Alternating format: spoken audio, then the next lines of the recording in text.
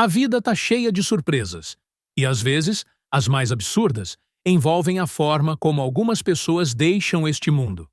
Hoje, você vai conhecer 5 histórias inacreditáveis de mortes que misturam tragédia e puro absurdo. Número 1. O desafio fatal por um videogame. Se prepare, porque essa história mistura absurdos, tragédia e uma série de decisões tão irresponsáveis que é difícil acreditar que realmente aconteceram. Imagine a seguinte cena. Estamos em uma sexta-feira, mais precisamente no dia 12 de janeiro de 2007. Um programa de rádio matinal chamado The Morning Rave, transmitido pela estação KDND, localizada na Califórnia, decide promover uma competição ao vivo no ar. O prêmio? Nada menos do que um Nintendo Wii, o console mais desejado da época, que estava esgotado em diversas lojas e custava, em média, R$ 1.300 na época. O nome da competição já era, por si só, um enorme sinal de alerta. Hold your Wii for a Wii. Traduzindo livremente algo como segure seu xixi por um Wii. Sim, é exatamente isso que parece. E por mais ridículo que soe, era exatamente essa a proposta do concurso. A dinâmica era simples e, ao mesmo tempo, absurdamente perigosa. Os participantes tinham que beber o máximo possível de água sem ir ao banheiro. Quem aguentasse mais tempo sem urinar, levava o videogame para casa. Se você já ficou horas em uma estrada sem paradas ou trancado em uma sala sem acesso a banheiro, sabe bem a tortura que isso pode representar. Mas, no papel, parecia inofensivo, até divertido. Só que, infelizmente, essa brincadeira foi longe demais. Entre os participantes estava Jennifer Strange, uma mulher de 28 anos, mãe de 3 filhos pequenos e que, como tantas outras mães, só queria ganhar algo legal para seus filhos se divertirem em casa. O que parecia ser uma ação inocente para tentar dar um presente especial à família, acabou se tornando o pior dia da sua vida. E o último. O desafio começou às 6h15 da manhã, com 18 competidores dispostos a tudo. A cada 15 minutos, eles recebiam uma garrafinha de aproximadamente 240 mililitros de água para beber. No começo, parecia tranquilo. Afinal, eram garrafinhas pequenas, do tipo que a gente compra em padaria. Mas, à medida que o tempo foi passando e os litros foram se acumulando nos corpos dos participantes, a situação foi saindo do controle. Com apenas 1h30 de desafio e 5 garrafinhas consumidas, o primeiro participante já desistiu, completamente desconfortável e com a bexiga prestes a explodir. A partir daí, os sinais de alerta começaram a aparecer. Só que não foram levados a sério por quem estava no comando. Uma enfermeira, ouvinte do programa, ligou para a rádio com um aviso extremamente importante. Ela alertou sobre o risco da chamada intoxicação por água, também conhecida como hiponatremia. Trata-se de uma condição médica grave, que acontece quando se consome tanta água que o nível de sódio no sangue cai perigosamente, fazendo com que a água entre nas células e cause inchaços, inclusive no cérebro. Você esperaria que, ao ouvir esse alerta, os apresentadores parassem a brincadeira, certo? Pois não foi isso que aconteceu. Eles não apenas ignoraram a advertência, como fizeram piada com ela. Um dos radialistas chegou a dizer rindo: "Tem alguém morrendo aí dentro?" Outro respondeu: "Assinaram o termo de responsabilidade. Não é problema nosso." Um terceiro continuou no mesmo tom, tirando sarro da situação. Enquanto isso, Jennifer e os outros participantes estavam isolados em outra sala, sem qualquer acesso ao que estava sendo dito no ar. Eles não ouviram o alerta da enfermeira, nem sabiam dos riscos. Jennifer, determinada a vencer o Wii pelos filhos, continuou firme no desafio, mesmo quando começou a sentir dores intensas. Ela reclamou de desconforto abdominal severo, dores de cabeça lancinantes, e mesmo assim seguiu em frente. A postura dos apresentadores continuou sendo de total negligência. Um deles chegou a perguntar: "Mas isso é real? Dá para morrer com água? E outro respondeu com convicção errada. O corpo humano é 98% água. Por que não poderia ingerir mais? E ainda teve um terceiro, tentando fazer graça, que disse: Acho que a gente devia ter pesquisado isso antes. Deveria mesmo.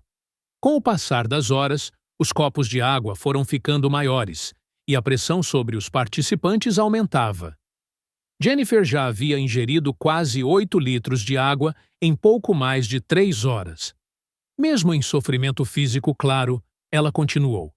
Estava determinada a dar aquele presente aos filhos.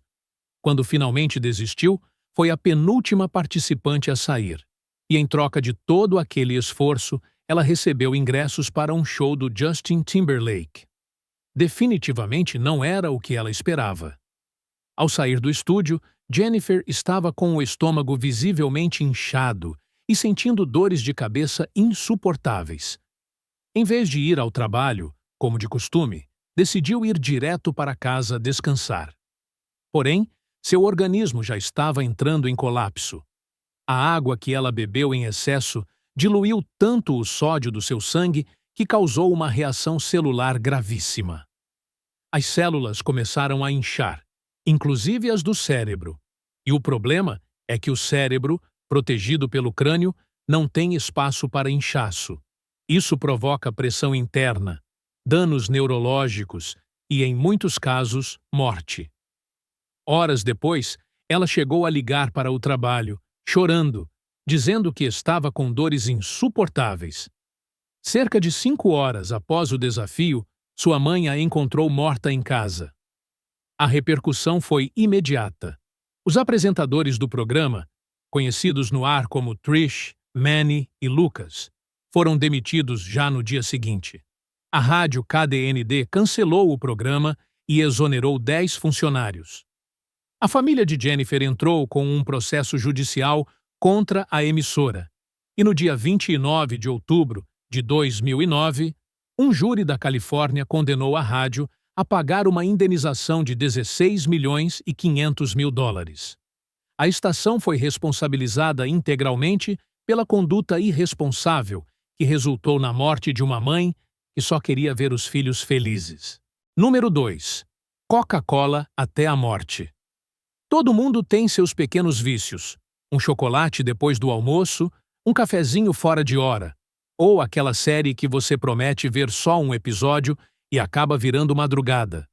Mas, para Natasha Harris, uma mulher de 30 anos, mãe de 8 filhos, moradora da cidade de Invercargill, na Nova Zelândia, seu hábito ultrapassou qualquer limite do razoável e acabou custando sua vida. Natasha tinha uma relação completamente fora do normal com a Coca-Cola. Não era apenas uma bebida que ela tomava junto com o almoço ou em festas. Estamos falando de 8 litros da bebida por dia, todos os dias, sem exceção. Desde o momento em que abria os olhos pela manhã até a hora de dormir, ela estava sempre com um copo de coca na mão. Essa relação com a bebida era mais que um costume. Era uma verdadeira dependência. Quando não conseguia tomar sua dose habitual, Natasha apresentava sintomas claros de abstinência: tremores, irritação, ansiedade e inquietação extrema. Mesmo com esses sinais evidentes, ninguém ao redor dela imaginava que a Coca-Cola pudesse estar diretamente relacionada ao seu estado de saúde. Afinal, não existia nenhum aviso nos rótulos das garrafas que alertasse sobre os riscos de consumo excessivo. Por cerca de 6 meses antes da tragédia, a saúde de Natasha entrou em queda livre.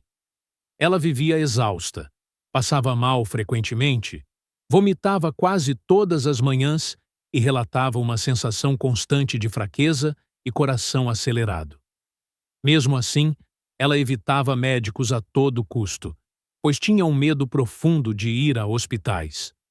Como se isso já não fosse alarmante o suficiente, o estilo de vida de Natasha só piorava a situação. Ela comia mal, geralmente fazia apenas uma pequena refeição por dia e fumava, em média, 30 cigarros diários. A combinação de má alimentação, tabagismo E o consumo absurdo de Coca-Cola acabou destruindo seu corpo por dentro. Seus dentes apodreceram a ponto de precisarem ser arrancados. E pior, especialistas acreditam que o consumo excessivo da bebida durante as gestações foi tão intenso que seus filhos nasceram com má formação dentária, sem esmalte nos dentes. Agora prepare-se para um dado assustador. Cada 29 mililitros de Coca-Cola contém cerca de 2,3 miligramas de cafeína. Com Natasha bebendo de 8 a 10 litros diariamente, ela estava ingerindo o equivalente a 800 miligramas de cafeína por dia, o dobro do limite considerado seguro para um adulto saudável. E isso sem contar as toneladas de açúcar que vinham junto. Seu corpo estava operando no modo de colapso. No dia 25 de fevereiro de 2010, Natasha começou o dia como qualquer outro. Acordou, cuidou das crianças e tomou sua dose matinal de coca. Mas, pouco tempo depois, caiu no banheiro, com dificuldades severas para respirar. Seu parceiro, Christopher Hodgkinson, chamou a ambulância e tentou reanimá-la com massagem cardíaca, mas foi inútil. Natasha faleceu em casa. A investigação revelou que a causa oficial da morte foi arritmia cardíaca, um batimento irregular do coração. Porém, os médicos também suspeitaram de hipocalemia severa, uma condição em que o nível de potássio no sangue fica perigosamente baixo. O potássio é um mineral essencial para o funcionamento dos músculos e dos nervos, incluindo os que controlam os batimentos cardíacos. O excesso de cafeína e açúcar provocava uma reação em que o potássio saía do sangue e era puxado para dentro das células, criando um desequilíbrio fatal. Christopher responsabilizou a Coca-Cola pela morte da companheira, dizendo que a empresa deveria alertar os consumidores sobre os riscos do consumo exagerado. A Coca-Cola, por sua vez, negou responsabilidade direta, argumentando que, apesar de a causa da morte ter sido arritmia, não havia provas definitivas de que o refrigerante, por si só, fosse o único culpado. Ainda assim, especialistas deixaram claro: consumir mais de 3.300 mililitros de qualquer líquido diariamente já é um esforço enorme para o corpo. Agora imagina isso com refrigerante, que traz junto 4.000 calorias por dia, só da bebida. Quase o dobro do que se recomenda para um adulto inteiro. Embora a maioria das pessoas consuma refrigerante de forma moderada e sem grandes consequências, o caso de Natasha é um lembrete assustador. Até aquilo que parece ser parte da nossa rotina pode se tornar letal quando os limites são ultrapassados. Número 3. Uma mordida fatal em um bolinho de peixe. Existem histórias que são tão fora da curva, tão improváveis, que a gente se pergunta se realmente aconteceram. Mas acredite, essa aqui é verdadeira e profundamente triste. O protagonista é Darren Hickey, um homem de 51 anos, natural de Bolton, em Lancashire, na Inglaterra. Ele era um organizador de casamentos conhecido por sua energia contagiante, bom humor e um talento incrível para transformar sonhos em cerimônias inesquecíveis. Além disso, Darren também era muito ativo em trabalhos voluntários e ações sociais. Seu carisma e generosidade eram lembrados por todos que o conheciam. Mas Darren não era apenas conhecido por sua carreira profissional brilhante. 7 anos antes do acontecimento trágico que vamos relatar aqui, ele havia sobrevivido a um AVC severo, um derrame que afetou sua capacidade de andar e falar. Contra todos os prognósticos, ele conseguiu se reerguer. Passou por terapias intensas e reconstruiu sua vida, se tornando símbolo de superação na comunidade. Por sua luta e determinação, recebeu até um prêmio importante: o título de Pessoa de Coragem Inspiradora, concedido pela Stroke Association, uma organização britânica que apoia pessoas que sofreram AVCs. Ou seja, Darren já tinha enfrentado e vencido uma das maiores batalhas possíveis. Só que, mesmo depois de tudo isso, ninguém poderia imaginar que um simples bolinho de peixe, sim, um inocente aperitivo, seria a causa de sua morte. Tudo aconteceu no dia 4 de abril de 2019. Naquele dia, Darren foi convidado para participar de um evento de degustação em um local onde casamentos são realizados. Por volta do meio-dia, ele provou um pequeno bolinho de peixe, um daqueles servidos como entrada em recepções. Parecia algo completamente banal. Afinal, quem se preocupa em provar um bolinho quentinho e recém-frito? Mas essa pequena mordida mudou tudo. O alimento estava extremamente quente, escaldante mesmo, e queimou a parte de trás de sua garganta. No começo, ele não deu muita importância. Afinal, quem nunca queimou a língua ou o céu da boca com uma fatia de pizza quente ou um gole de sopa fervendo? Queimaduras leves na boca são incômodas, mas raramente causam algo mais grave. Darren também achou que fosse só um incômodo passageiro. Porém, com o passar das horas, a dor aumentou. Ele começou a sentir a garganta inflamada, com um desconforto crescente. Preocupado, procurou atendimento no pronto-socorro do Hospital Chorley. Lá, foi avaliado pelos médicos, que o liberaram com uma receita de paracetamol e a recomendação padrão: se piorar, volte. Nenhum exame mais detalhado foi feito naquele momento. Confiando nos profissionais, Darren voltou para casa tentando descansar, na esperança de que aquela dor sumisse. Só que ela não apenas não passou, ela piorou drasticamente. Nas 12 horas seguintes, o que parecia apenas uma queimadura leve se transformou em algo extremamente perigoso. A garganta começou a inchar de forma acelerada. No começo da noite, Darren passou a ter dificuldade para respirar. Seu parceiro, Neil Parkinson, percebeu barulhos estranhos vindo de outro cômodo. Correu até lá e encontrou Darren em pé, desesperado, sufocando e tentando puxar o ar. Neil tentou ajudá-lo o máximo possível, enquanto chamava o serviço de emergência. Os paramédicos chegaram rápido, mas, infelizmente, não conseguiram salvá-lo. Já passava da meia-noite quando Darren foi declarado morto no Hospital Royal Bolton. Foi um choque para todos.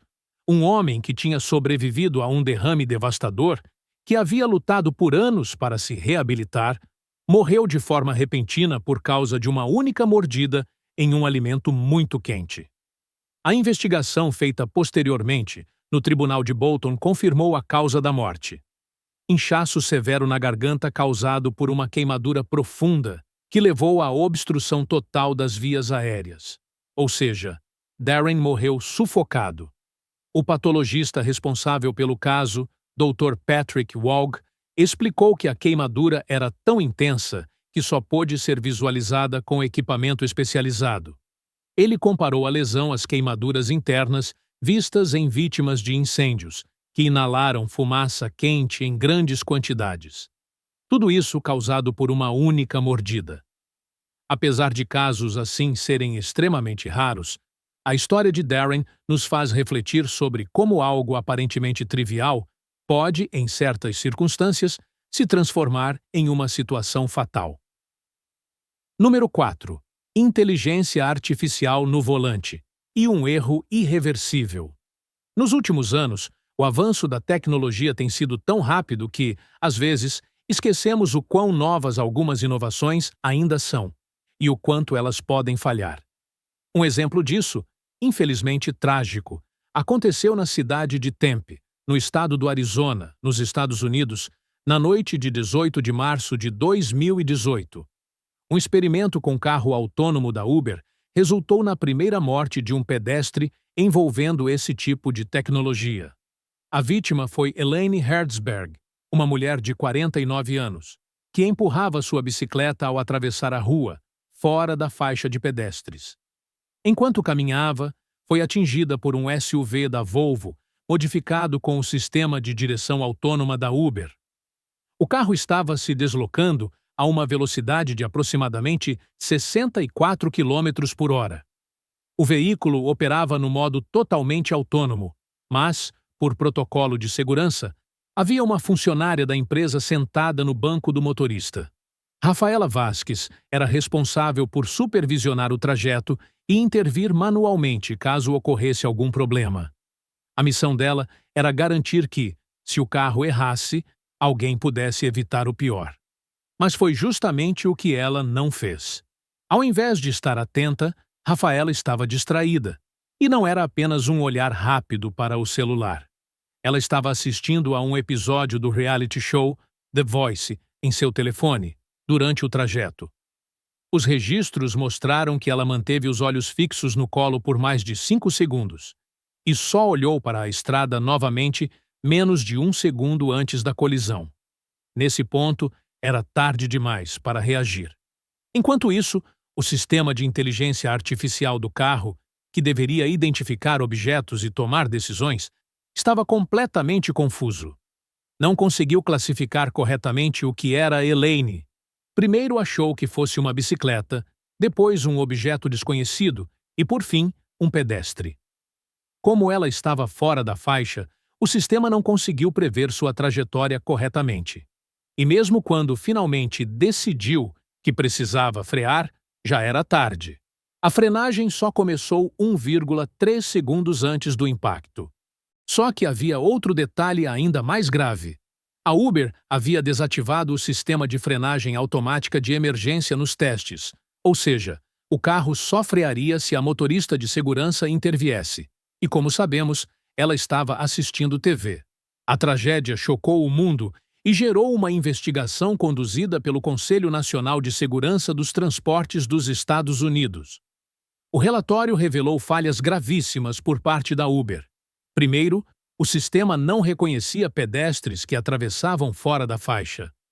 Um erro absurdo, considerando que é algo extremamente comum.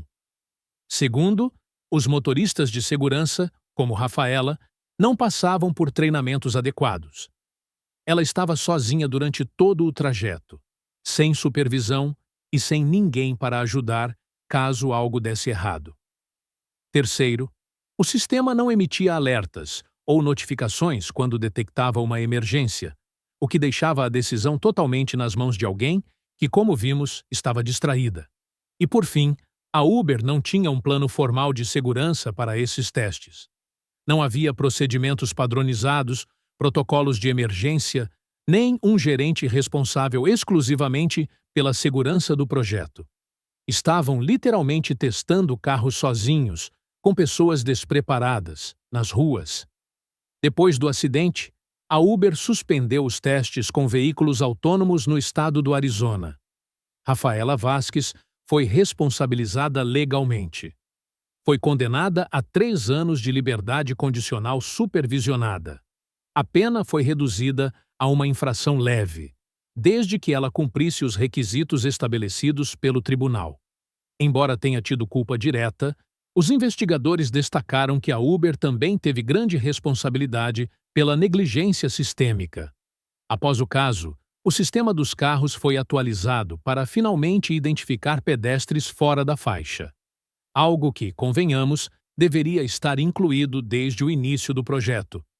Essa história nos lembra que, apesar de toda a empolgação com a inteligência artificial e a automação, ainda há um longo caminho a percorrer até que possamos confiar cegamente nessas tecnologias.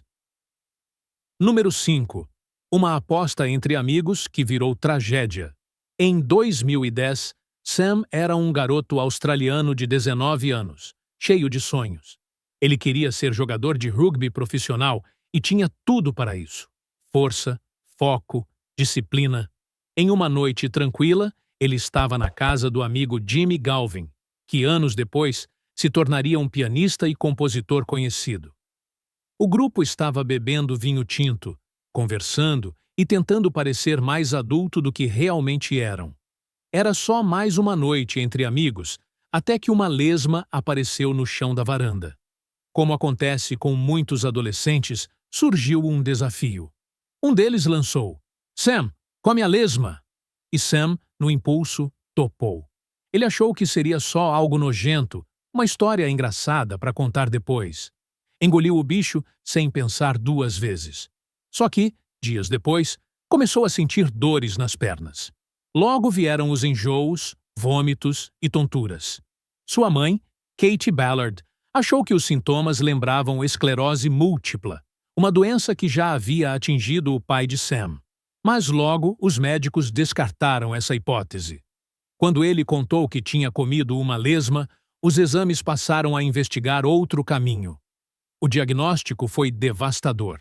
Sam havia contraído uma infecção por um parasita chamado Angiostrongylus cantonensis, conhecido como verme do pulmão de rato. Esse parasita é comum em roedores, e as lesmas se infectam ao entrar em contato com fezes de rato contaminadas. Quando um ser humano ingere uma lesma crua, o parasita pode migrar para o cérebro, causando uma inflamação chamada meningite eosinofílica.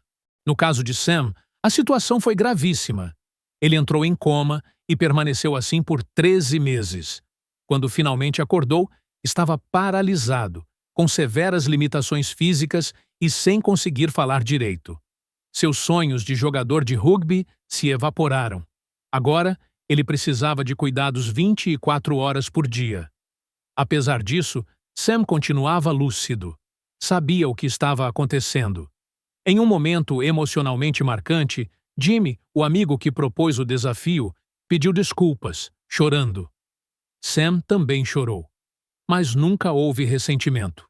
Nem por parte de Sam, nem de sua mãe. Kate sabia que foi uma bobagem de jovens, mas o preço que pagaram foi altíssimo. Kate passou a lutar com unhas e dentes pelos cuidados do filho.